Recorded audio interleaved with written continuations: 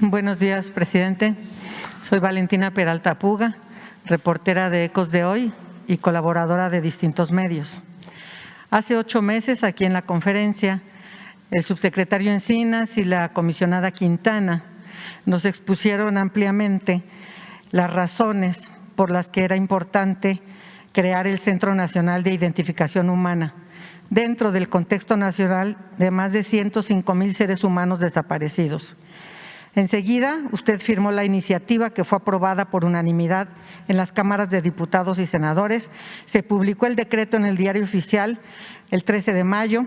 El 9 de agosto, el subsecretario Encinas le dio el banderazo de salida y encabezó en Morelos la ceremonia de inicio de las adecuaciones del inmueble donde operará este centro. Actualmente se están contratando a las primeras personas expertas para conformar los diferentes equipos de trabajo. Entre ellos, quienes identificarán a las personas sin vida que se han acumulado por años en las fiscalías locales y la federal y que hoy están alrededor de 53,000 personas abandonadas en fosas comunes en todo el país. En esta lógica de búsqueda, identificación y restitución, el decreto señala que el centro quedará adscrito orgánicamente a la Comisión Nacional de Búsqueda, ya que su operación significa la búsqueda forense con fines de identificación a través de un enfoque masivo con competencia en todo el territorio nacional para encontrar a miles de personas desaparecidas. Usted ha repetido que para estos asuntos tan atroces como la desaparición no hay techo presupuestal para que garantice la operatividad y obtener resultados en corto tiempo. Sin embargo, hay preocupación por el 6º artículo transitorio de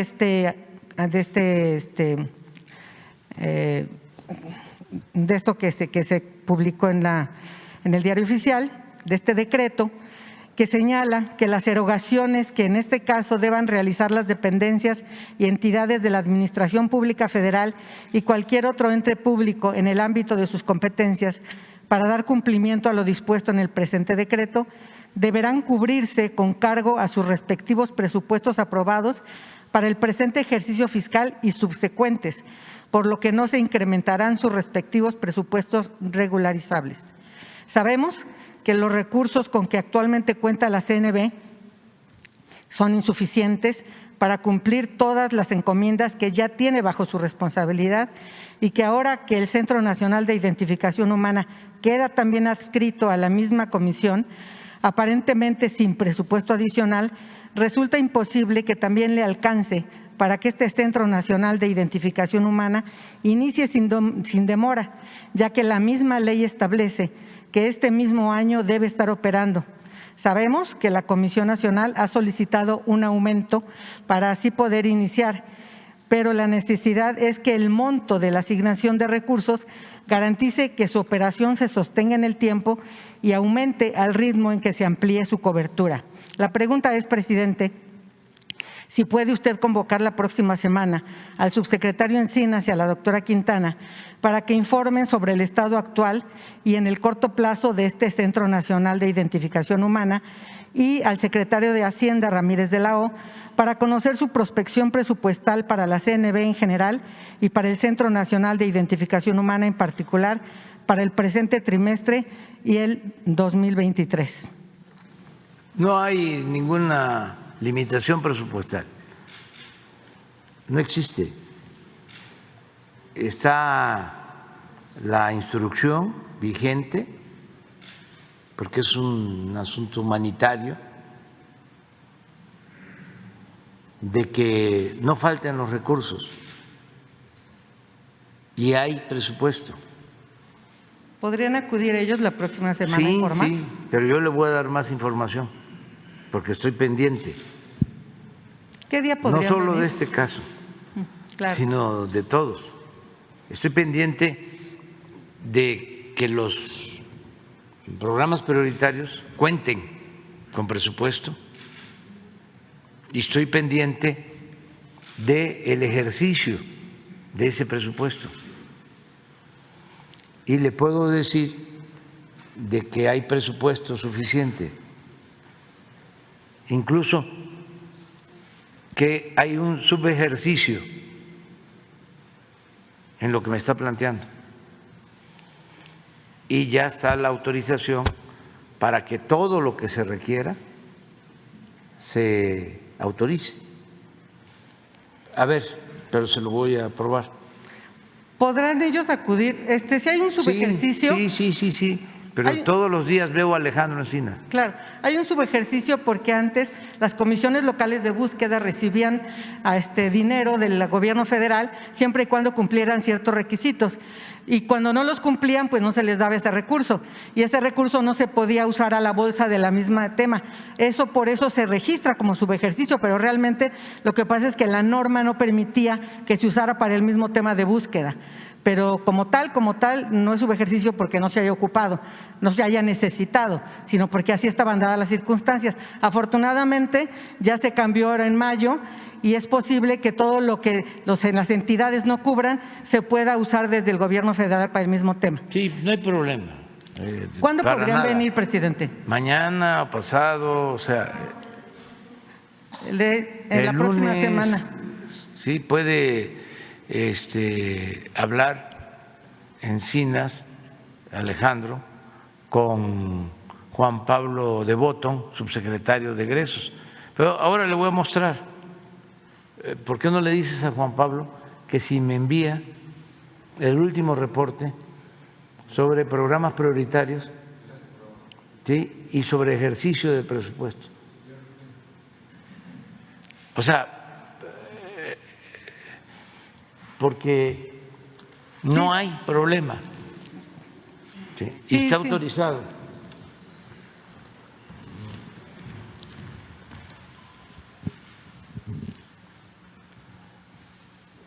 Es importante que se conozca esto, ¿no? Es parte de nuestro trabajo.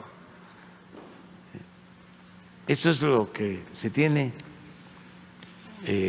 autorizado y hasta ahora, el 5 de octubre, el corte, traemos 72.5 de ejercicio presupuestal en todos los programas prioritarios, en unos más, otros menos. Los prioritarios sociales, 76.5. Esto es con relación al 21 y 22, ¿no?, comparando. Pero luego viene un desglose, programa por programa. Pásala. A ver si lo tienen. Aquí están todos los programas de bienestar. Por ejemplo, pensión a adultos mayores. La autorización, 237,000 millones. Ejercido, 202,000.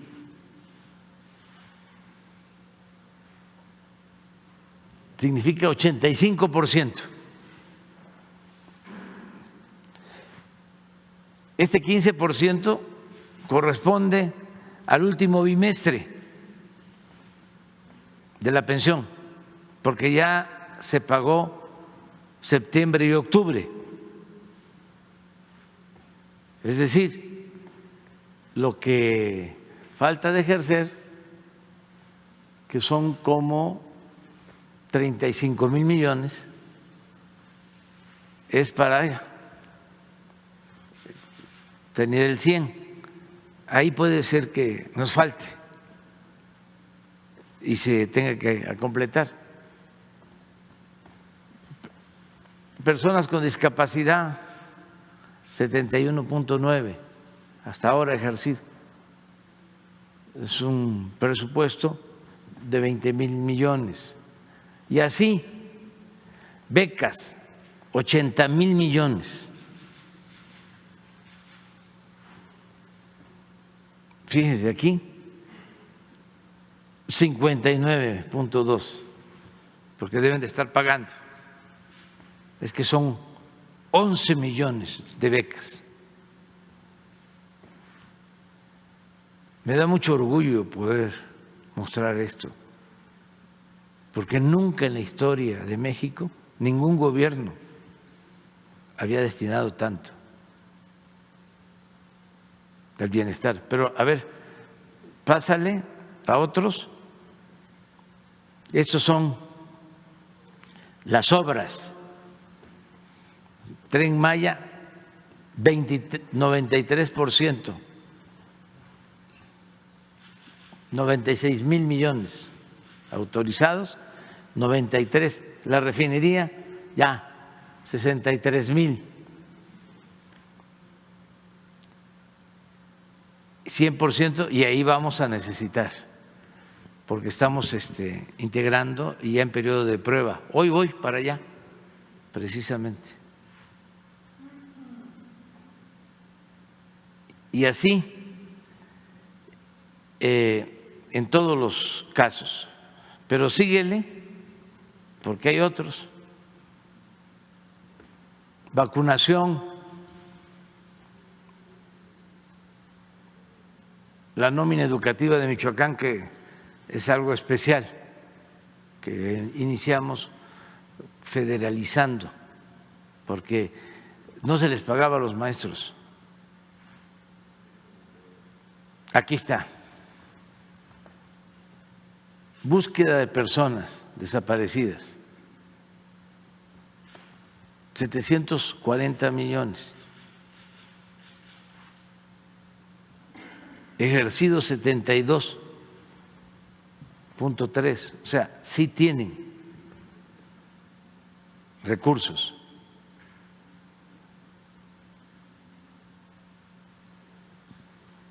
Comisión de la Verdad, Ayotzinapa, es lo mismo, ¿no? ¿O es otro? Ah, no, es otro, es que va con protección a periodistas. Lo mismo, 56.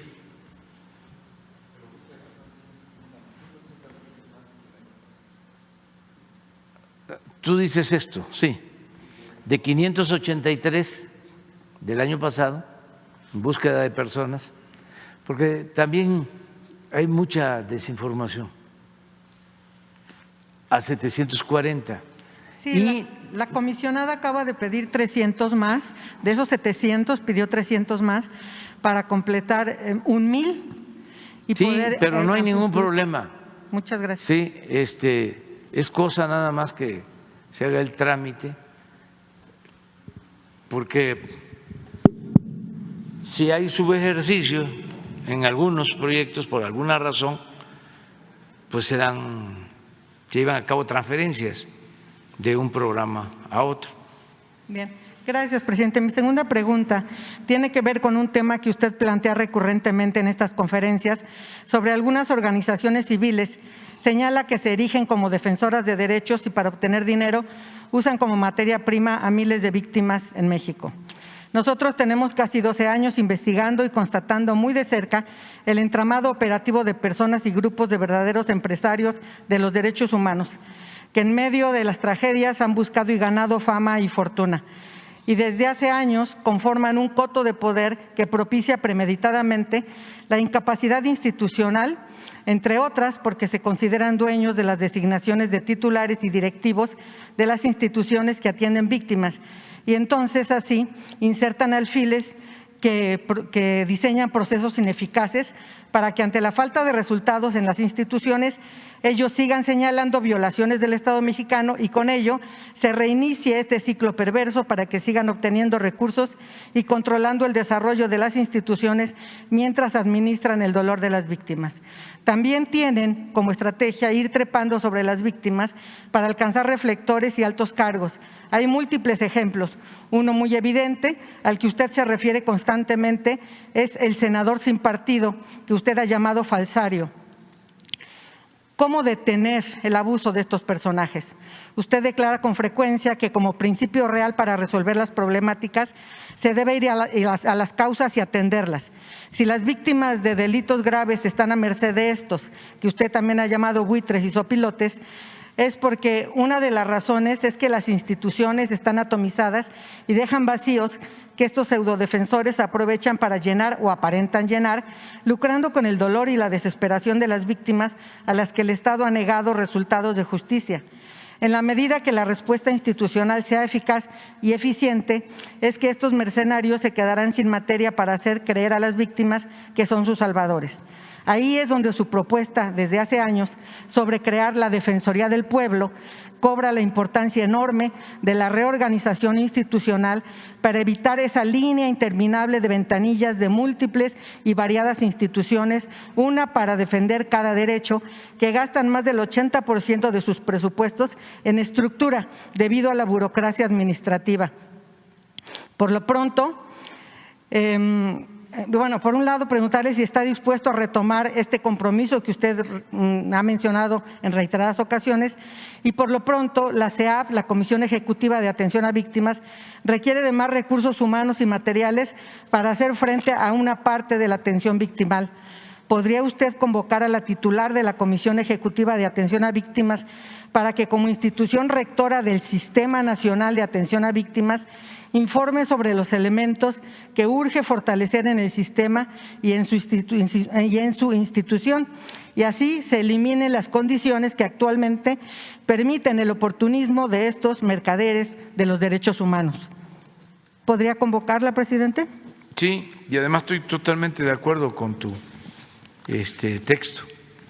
¿Me das una copia?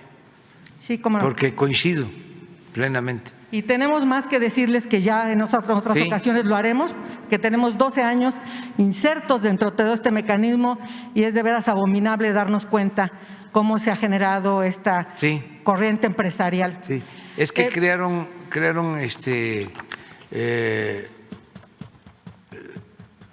unas estructuras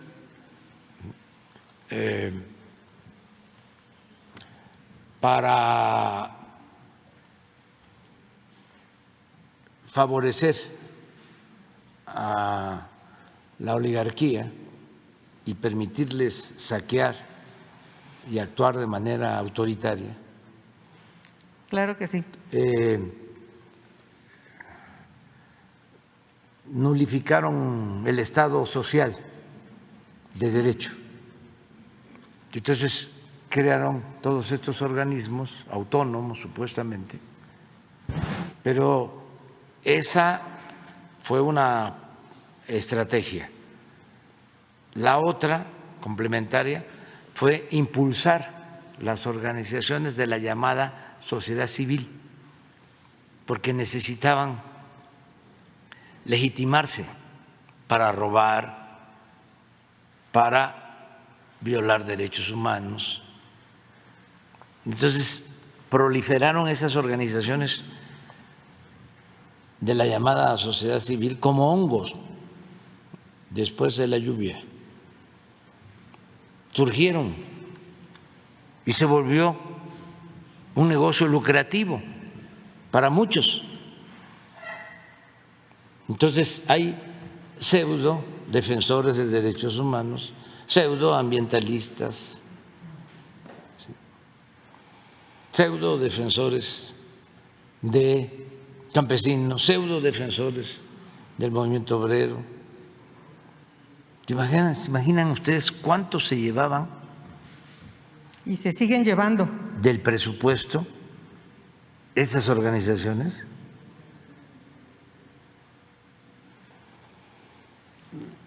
Además, causando daños, porque desmantelan la parte de las guarderías del Seguro Social para subrogar el servicio a organizaciones civiles vinculadas a funcionarios públicos. No hay supervisión, lo que les importa es el lucro, y por eso la desgracia de ABC. No rinden cuentas. Nada, absolutamente. Entonces, sí es muy importante que esto se vaya combatiendo. Lo dije en la ONU, porque no solo es el caso de México, proliferó a nivel mundial. En el caso de Estados Unidos, con todo respeto, en vez de tener acuerdos con los gobiernos y destinar recursos de cooperación económica a países pobres a través de sus gobiernos legítimamente constituidos, predomina la idea de que los gobiernos son corruptos y que entonces hay que entregar esos apoyos a las organizaciones de la sociedad civil. Yo les he dicho, con todo respeto y franqueza, pues por eso no se avanza. En el caso de Centroamérica, la ayuda, la poca ayuda, en vez de entregarla a los gobiernos y cuidar de que no se roben el dinero, se le entrega a organizaciones de la sociedad civil y se queda el dinero en los aparatos burocráticos, en expertos de la sociedad civil que viven de administrar la desgracia, el conflicto, el dolor humano. Se volvió una actividad de las más lucrativas. Esto durante el periodo neoliberal en el mundo. Entonces sí es importante regresarle al Estado su función social, que el Estado cumpla con su responsabilidad social y que el Estado no viole los derechos humanos, que deje de ser el violador principal de los derechos humanos, como sucede en todo el mundo. Claro. Pero no es fácil porque se creó un aparato que domina mucho en la ONU, en las organizaciones internacionales de defensa de derechos humanos. Son como una especie de Fondo Monetario Internacional, pero en lo relacionado con lo social. Todo eso lo fueron desarrollando. Entonces, sí hay que seguir insistiendo en que las cosas cambien, y aquí en nuestro país hemos avanzado. Por eso es el enojo también, porque se llevaban muchísimo dinero del presupuesto. Entonces, si se le va a apoyar al adulto mayor, ese dinero todo le llega de manera directa al adulto mayor, es su pensión, no es el instituto para la atención al adulto mayor, la Secretaría de Atención al Adulto Mayor, el fideicomiso. Pues imagínense si hubiese un instituto o una secretaría para el adulto mayor, un aparato burocrático enorme, ahí se queda el presupuesto y no le llega a la gente. Las organizaciones campesinas supuestamente independientes en el gobierno anterior, en los gobiernos anteriores, recibían miles de millones de pesos, no rendían cuenta y los líderes se hicieron millonarios Si acaso le entregaban a la gente migajas, despensas, y ellos se quedaban con los recursos más cuantiosos, ¿no? Entonces, eso no. Una de las cosas que yo celebro que se está haciendo es entregar de manera directa. Ya vamos a terminar las 2.700 sucursales del Banco del Bienestar. Entonces, con una tarjeta, el adulto mayor va y saca lo que por derecho le corresponde. El familiar autorizado de una niña, de un niño con discapacidad, un campesino, un becario, nada de organizaciones para tutelar. Y habían cosas peores, por ejemplo, no pagaban impuestos, de por sí se condonaban los impuestos, pero en algunos casos no pagaban impuestos, eran deducibles los impuestos y de esa manera hacían una sala de arte con lo que no pagaban los impuestos para la élite, o acciones filantrópicas, sí, pero con el dinero de todos, y considerando gastos excesivos, y era presumir con sombrero ajeno. Entonces, de repente, eran muy caritativos.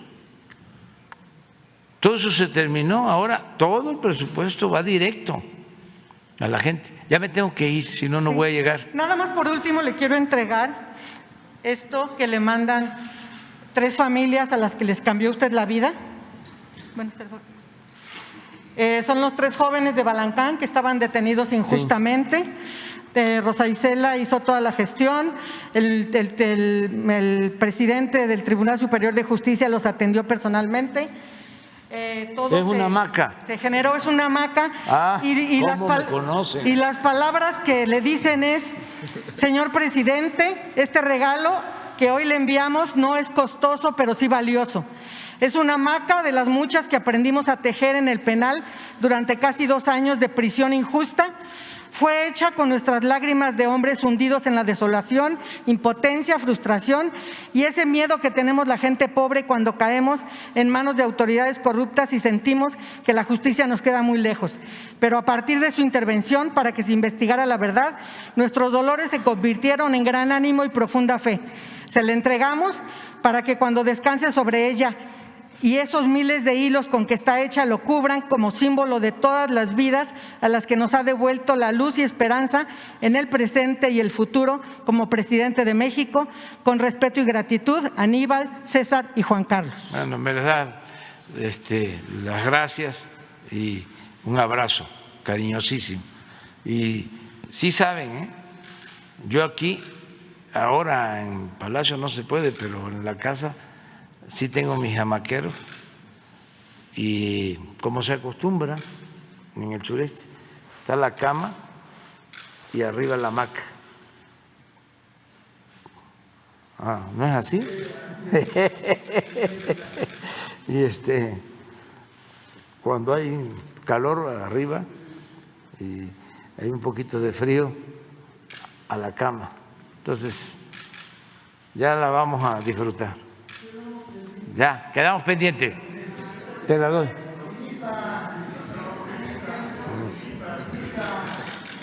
Adiós, adiós.